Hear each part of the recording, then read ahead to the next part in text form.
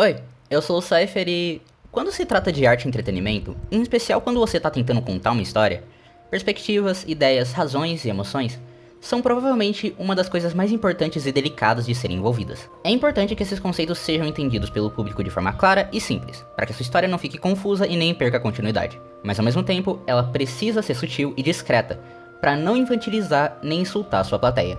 Contextos diferentes até podem permitir que existam exceções a essa regra, como costuma ser feito em filmes que tratam sobre psicologia, filosofia e sociedade, tipo Coringa de 2019 e Inception. Ambos filmes que criaram um final ambíguo e sem claridade do que é perspectiva e o que é realidade, justamente para fazer com que a pessoa que está assistindo saia dessa experiência com uma pergunta correndo na sua cabeça, constantemente pensando e reimaginando sobre qual seria a resposta certa ou correta para o final que ela acabou de ver. Ou então, seja para expressar a gravidade das emoções e o quanto ela afeta tudo à sua volta, como a gente pode perceber em Encanto, da Disney, que usa de indícios visuais e em diálogos para mostrar bem obviamente o que os personagens estão sentindo, sem deixar muito espaço para interpretação, justamente para mostrar que esses sentimentos estão à flor da pele e são impossíveis de serem contidos. O espetáculo visual no clipe de O Que Mais Eu Vou Fazer para representar uma alegria recém-descoberta e a mudança de figurino para representar o desenvolvimento da personagem da Isabela, a confusão e superlotação de objetos no clipe de Estou Nervosa para mostrar a pressão e sobrecarga que a Luísa sofria, e a própria casita quebrando para representar a relação da família sendo destruída. Mas tem aqueles espertinhos por aí que veem isso e decidem que querem ir um pouquinho além e representar como nossas emoções se sentiriam nesses momentos, literalmente personificando alegria, tristeza, raiva, nojinho e medo, e fazendo com que elas falem o que o personagem está sentindo. E numa dessas, acabam criando uma das melhores obras de psicologia da história. Obviamente, eu tô falando do lindo Divertidamente de 2016, Disney Pixar. Um filme que é usado até mesmo por profissionais da área para explicar para jovens e pessoas sem muito conhecimento como nossas emoções funcionam e que mostra muito bem como a nossa cabeça opera em dados momentos.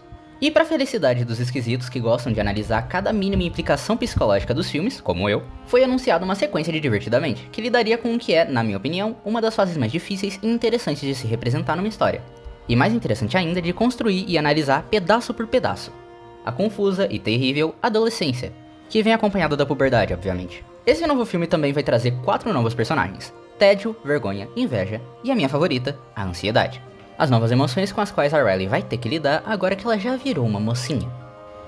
Dizer essa frase me deu dor física, socorro, meu Deus. Mas uma coisa que eu não vi muita gente falando a respeito é sobre qual seria a implicação da história do filme. Claro que ele vai falar sobre puberdade e adolescência, crescer de verdade pela primeira vez na vida e lidar com todas as coisas novas que acompanham. Mudanças no corpo, na vida, nas relações, nas responsabilidades e tudo mais que vem junto. Mas eu duvido muito que o clímax do filme seja a Riley comprando o primeiro mods, estourando a primeira espinha ou então pedindo a menina grilo em namoro. Apesar de serem tópicos que podem e provavelmente vão ser tratados durante o filme, é muito difícil que seja uma história central na qual o filme vai girar em torno. Do mesmo jeito que o primeiro Divertidamente tratava sobre o medo e dificuldade de seguir em frente e ter grandes mudanças que uma criança pode sentir, até levar a um possível quadro depressivo por negligência dos próprios sentimentos e positividade tóxica, usando o efeito que isso tinha na vida da Riley como uma história secundária, focando no que acontece no painel de controle acima de tudo, eu acho que as mudanças, decisões e problemas que a Riley vai enfrentar fisicamente vão ser secundárias ao problema principal: pensamentos intrusivos e fobia social. That's two things. Tá, tanto faz. Antes de começar essa sessão do vídeo, é muito importante que eu deixe avisado.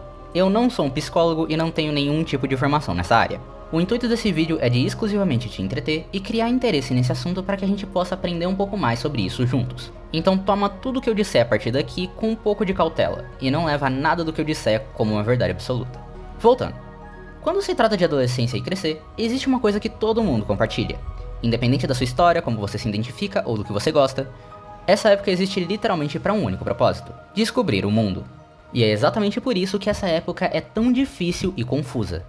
Coisas novas e descobertas são biologicamente os maiores medos da humanidade, uma coisa que eu vou entrar mais em detalhe em outro vídeo. Já que por toda a era das cavernas, coisas novas geralmente eram mortais. Plantas que você nunca viu, animais que apareceram do nada, pessoas novas, todas coisas que potencialmente poderiam te matar no momento que você as encontrasse. O novo era sempre perigoso. Mas descobrir também é uma das coisas mais naturais e instintivas da nossa espécie. Justamente porque, ao mesmo tempo que uma coisa nova podia facilmente te fazer de Americanas, coisas novas também podiam facilmente melhorar nossa condição de vida em proporções estratosféricas. Encontrando lugares novos e mais confortáveis para se viver, plantando para não precisar se arriscar com a mesma frequência e coisas desse tipo. Além de funcionar como um jeito de manter os nossos cérebros constantemente ativos e funcionais, o que ajudava a nos manter alerta para aprender maneiras de sobreviver por mais tempo, e evitando problemas como depressão e outras coisas. Teoria evolucionista à parte, O que separa a descoberta assustadora da descoberta gratificante é o controle que você tem sobre essa descoberta. Se você consegue parar e analisar a descoberta com calma, ela te recompensa. Se ela acontece do nada e você não tem a oportunidade de entender e nem controlar o que acontece com ela te desespera. E essa é a questão que afeta todos os adolescentes, sendo que é justamente nessa época que a sua vida começa a sair do controle do seu cuidador ou cuidadora e começa a lentamente ir para você. Então você começa a criar opiniões, gostos e ter experiências próprias, o que cria uma necessidade de explorar e entender melhor o mundo e tudo o que acontece ao seu redor, perguntando muito mais, mas querendo respostas verdadeiras. É o momento em que você quer ser o mais independente o possível para poder controlar a sua vida e explorar o mundo sem limites ou impedimentos. Mas como eu disse, descoberta não é uma coisa puramente boa. O maior medo da humanidade também entra em questão enquanto você está entrando na adolescência, justamente por ser uma época de mudanças. Quando você encontra a sua primeira espinha ou sente a sua primeira experiência especial, você é jogado sem aviso para um momento muito importante da sua vida, onde tudo fica diferente e as suas responsabilidades triplicam no segundo que você recebe o título de adolescente. Ao mesmo tempo que o mundo à sua volta parece estar contra você, com problemas e emoções que você nunca lidou e nem sabe processar, e muitas outras coisas aparecendo tão subitamente quanto as responsabilidades que do nada você recebeu.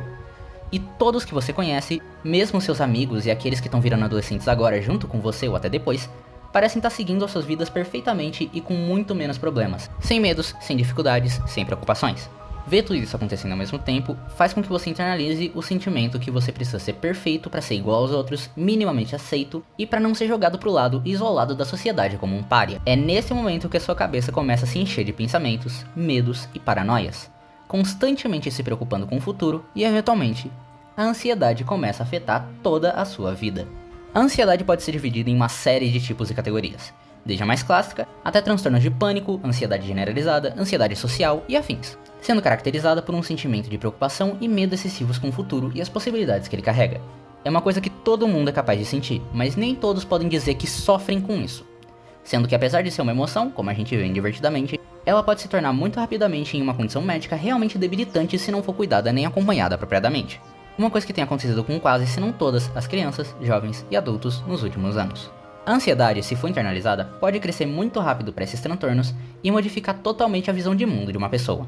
E normalmente ela pode vir junto de outros sentimentos que reforçam esse efeito e que podem degradar muito rápido o estado mental de alguém. Nesse caso, representadas pelas outras 3 emoções que vão ser apresentadas no novo filme. Cada uma dessas novas emoções viriam para complementar a ansiedade e agir em um ponto diferente da vida da Riley.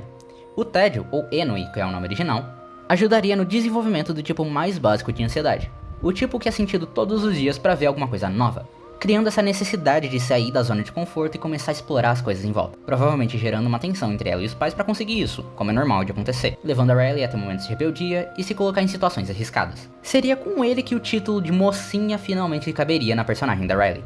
De todos, provavelmente esse seria o mais inofensivo e o que vai servir mais para demonstrar o quanto essas emoções novas podem afetar o painel de controle, preparando para os problemas que viriam a partir daí. Depois disso tudo, quem viria para o painel seria a vergonha, ou o vergonha, não sei, que junto da ansiedade seria responsável por desenvolver uma preocupação em relação à opinião alheia e com a própria imagem e reputação. Algo que eu chuto que iria começar com o aparelho que a Riley está usando agora, no momento que alguém comentar sobre essa mudança na aparência dela e decidir começar a zoar com a cara dela, afetando o jeito como ela mesma se vê e se mostra para as pessoas. Essa preocupação criaria uma ideia de que ela precisa ser perfeita para não ser ridicularizada, nunca ter nenhum problema e não ter o sorriso de ferro. Coisa que só ficaria pior em um momento onde os pais dela fariam aqueles barulhos de macaco que eles fazem no primeiro filme, envergonhando ela em público. Esse desespero por estar sendo julgada, sendo motivo de piada, iria afetar diretamente na rotina e nas relações dela, onde ela sorriria menos, sairia menos e, no geral, sentiria menos alegria. Por último, vem a inveja. Ela que criaria a ideia de que a Riley precisa ser melhor, a mais bonita, a mais competente, a mais tudo para poder deixar de ser uma piada. E isso só seria possível se a Riley fosse parte do grupo das populares da escola. Se ela fosse igual, não, se ela fosse melhor que elas. Se ela tivesse tudo que elas têm, toda a beleza, toda a popularidade, todos os amigos. E a ansiedade estaria bem do lado, contando cada segundo desperdiçado sem ser popular, sem ser famosa. E falando toda hora que elas precisam resolver isso o quanto antes. Senão, o que será que pode acontecer? Ela vai ser deixada de lado? Ela vai ser uma piada pra sempre? Ela vai continuar sendo uma criança? Ela vai deixar de ter amigos? A vida dela vai ser arruinada? E sendo uma adolescente que precisa ser forte, a Riley repetiria o erro do primeiro filme e não diria nada nem pros pais, nem pra ninguém. Por medo e ansiedade de ser julgada e não ser perfeita. O que leva ao desenvolvimento de transtorno de ansiedade generalizada e social. E com elas, viria o aumento da frequência de pensamentos intrusivos. Hora do momento técnico. A TAG, ou transtorno de ansiedade generalizada, é a própria ansiedade em forma de transtorno mental, caracterizada por preocupação constante, agitação, dificuldade de concentração, pensamentos excessivos, entre um monte de outras coisas que eu não vou conseguir citar aqui. Ela diminui absurdamente a qualidade de vida da pessoa que sofre com isso, por ela não conseguir parar por um segundo enquanto fica sem tratamento ou acompanhamento profissional. Fica incapaz de dormir por nunca conseguir se desligar, ou sequer de agir e funcionar em sociedade por sempre estar à beira de um ataque pensando em tudo de ruim que pode acontecer. Por outro lado, a ansiedade ou fobia social é uma condição tão debilitante quanto, se não mais, que faz com que ocasiões sociais sejam fonte de medo e ou ansiedade excessivos e incessantes, constantemente preocupado com situações que você pode estar sendo julgado, se envergonhando ou ofendendo alguém. Chegando ao ponto em que a pessoa pode começar a tentar evitar ser vista comendo em público, encontrar com pessoas novas ou conhecidas, ou até mesmo ir em eventos e receber algum tipo de atenção, e até tendo um ataque de pânico se alguma dessas coisas acontece. Por fim, pensamentos intrusivos são meio que um subproduto da ansiedade, tanto quanto eles são uma coisa normal que todos têm que lidar. Eles são pensamentos, imagens, ideias, qualquer coisa que apareça na sua mente sem uma razão aparente e que custam a sair de lá. Normalmente eles são contrários à moral normal da pessoa e têm uma natureza negativa e muito estranha, geralmente sendo bem mórbidos, agressivos, sexuais ou até ilegais. Esses são os momentos em que você tá com o celular e pensa em jogar ele na parede simplesmente porque deu vontade. E pessoas que sofrem de ansiedade acabam tendo que lidar com eles com uma frequência especialmente maior por nunca deixarem de desenvolver novas ideias, e esses pensamentos também são especialmente incômodos para elas. Tanto a TAG quanto a ansiedade social são extremamente comuns, e tendem a ficar ainda mais frequentes com o efeito das redes sociais e do julgamento social, enquanto os pensamentos afetam a todo mundo, mas cabe a você não deixar que eles sejam concretizados. Felizmente, tudo isso pode ser tratado e cuidado com psicoterapia e acompanhamento profissional. Algumas coisas que ajudam com isso e melhoram a sua qualidade de vida são exercícios físicos, técnicas de relaxamento e, obviamente, a terapia. Parece um absurdo, mas eu não duvido nada que pelo menos uma dessas coisas, se não todas, sejam tratadas no filme. Mas mesmo se não for, ainda é bom falar um pouco sobre isso por aqui. Psicologia é muito importante e é uma coisa que é presente em praticamente tudo. E um filme sobre isso é uma das melhores ideias que a Pixar já teve até hoje. Mas e você? Tá ansioso pro filme? Gostou da personagem da ansiedade igual eu gostei? Achou interessante esse assunto e as minhas previsões sobre Divertidamente 2? Quer que eu fale mais sobre psicologia de outros personagens? Comenta aí, é sempre incrível ver o que vocês têm pra dizer. Mas enquanto isso, não se esquece de dar like, se inscrever e ativar o sininho, é sério. E dá uma olhada nos outros vídeos do canal. Eu espero que eu possa te ver de novo logo. Tchau!